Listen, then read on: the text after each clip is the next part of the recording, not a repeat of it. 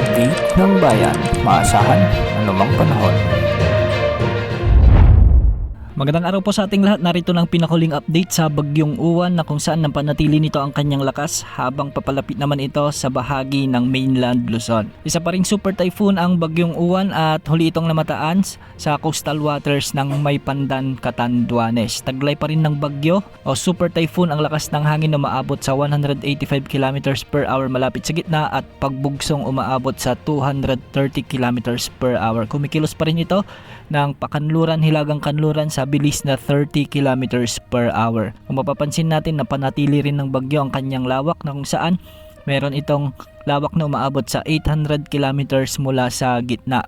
Nakataas pa rin ang Tropical Cyclone Wind Signal number 5 sa bahagi ng central ng portion ng Aurora sa may Polillo Islands, ang northern portion ng Camarines Norte, ang eastern portion ng Camarines Sur at ang Catanduanes. Ang mga lugar na ito ay makakaranas ng mapaminsala at mabagsik na pagbugso ng hangin at ulan dulot ng Super Typhoon Uwan. Samantala, Tropical Cyclone Wind Signal number 4 naman ang nakataas sa southern portion ng Isabela, ang nalalabing bahagi ng Aurora, sa may Quirino, eastern portion ng Nueva Vizcaya, sa may Nueva Ecija, ang easternmost portion ng Pampanga, ang northern at eastern portions ng Bulacan, ang northern at eastern portions ng Quezon Province, ang nalalabing bahagi ng Camarines Norte, ang nalalabing bahagi ng Camarines Sur, at ang northeastern portion ng Albay. Samantala, signal number 3 naman sa southern portion ng mainland Cagayan, ang nalalabing bahagi ng Isabela, nalalabing bahagi ng Nueva Vizcaya, southern portion ng Apayao, Kalinga, Abra, Mountain Province, Ifugao.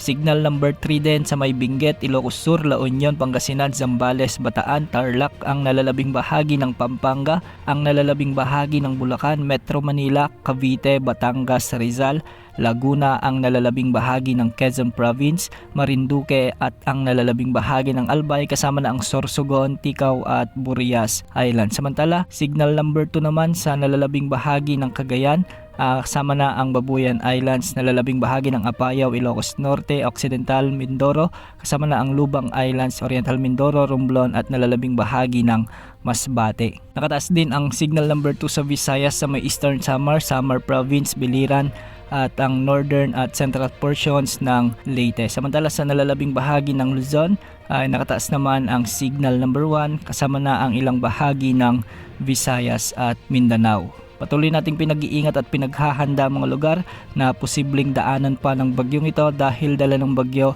ang mapaminsalang hangin at ulan na posibleng magdulot ng mga hindi inaasahang pangyayari. Samantala, base sa latest forecast track ng Pag-asa, papansin natin na mapapanatili ng bagyo ang kanyang lakas bilang super typhoon at posible pang lumakas ito hanggang 195 km per hour na hangin. Ibig sabihin nito bago maglandfall ito sa bahagi ng Aurora ay taglay ng bagyo ang napakalakas na hangin at magpapatuloy ang pagkilos nito ng pahilagang kanluran. Ngayong gabi inaasahang tatama ang sentro ng Super Typhoon Uwan sa bahagi ng Aurora.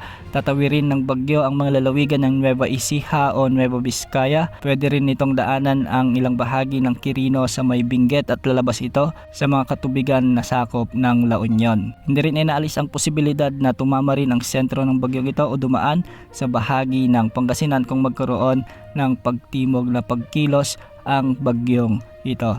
Bahagyang hihina ang bagyong ito at magiging typhoon category hanggang sa makalabas ito ng ating area of responsibility sa araw ng Martes at posible muli itong pumasok sa ating area of responsibility sa araw naman ng Huwebes. Patuloy na maghanda at mag-ingat po. Yan muna ang latest sa lagi ng panahon. Ito pong weather update ng bayan, maasahan anumang panahon.